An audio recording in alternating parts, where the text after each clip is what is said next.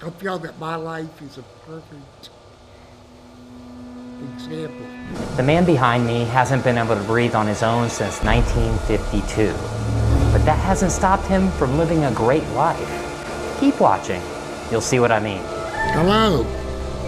My name is Paul Alexander, but they call me the man of the iron lung. Paul spends almost every moment of his day in an iron lung, which is the only thing that's keeping him alive. That's because he's paralyzed from the neck down, so without it, he can't breathe. The machine helps him breathe by using negative pressure to take air into his lungs. This is the full story of Paul. It all started when Paul caught the polio virus when he was just 6 years old, during one of the worst polio outbreaks in history. A time which feels all too familiar with today's coronavirus pandemic. People were wearing masks, offices, schools, and most of the world was shut down. What did it feel like when you first got polio? Well, I started feeling ill and plain. I ran inside to get Mom, and she turned and looked at me, and she said, "Oh my God, not my son."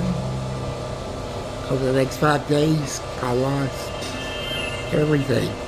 The ability to move, my legs would not hold me up, and then I couldn't breathe. He was at home under the care of his mom and dad, and they realized he wasn't breathing. They rushed him to the hospital, and the emergency room physician examined him and pronounced him dead. Sometime later, another doctor came through, picked me up, according to my mother, and ran upstairs with me, performed a tracheotomy, and put me in the iron lung. This would make anyone feel like giving up, but just wait. You'll see that that isn't the case. I didn't want to die, so I continued to fight. So Paul did everything he could to get better. He fought against polio every day. It was hard, painful, and tiring. But I never gave up, and I'm not going to. 18 months later, he left the hospital and came to his residence in Dallas, Texas, but his life was never going to be the same. He couldn't play sports, he couldn't go to church, and he couldn't hang out with his friends. People didn't like me very much back then.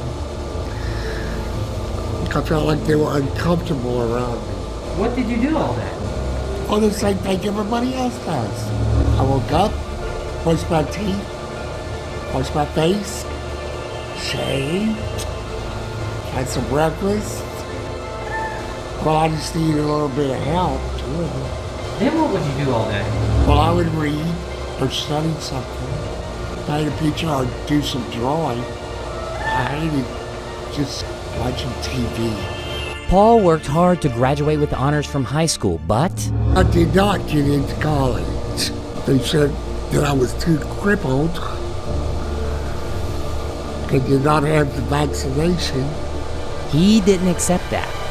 2 years of tormenting them to death. They accepted me on 2 conditions. One, that I take the polio vaccine, and 2, that a fraternity would be responsible for me. Finally, something good happened. I wanted to be a lawyer for a long time. After years of hard work, Paul passed the bar and became a lawyer. And I was a pretty damn good one, too. But he didn't stop there. With the help of a pen attached to a stick, Paul wrote his own biography entirely with his mouth. So why write a book? To inspire thousands of people, just like you. No matter where you're from, or what your past is, or the challenges that you could be facing. You can truly do anything. You just have to set your mind to it and work hard. Paul, what's your dream? To not let polio defeat me, but to defeat polio. Therefore, I wanted to accomplish the things I was told I couldn't accomplish,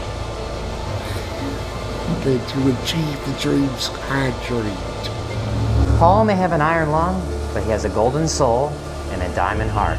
My story is an example of why your past or even disability does not have to define your future.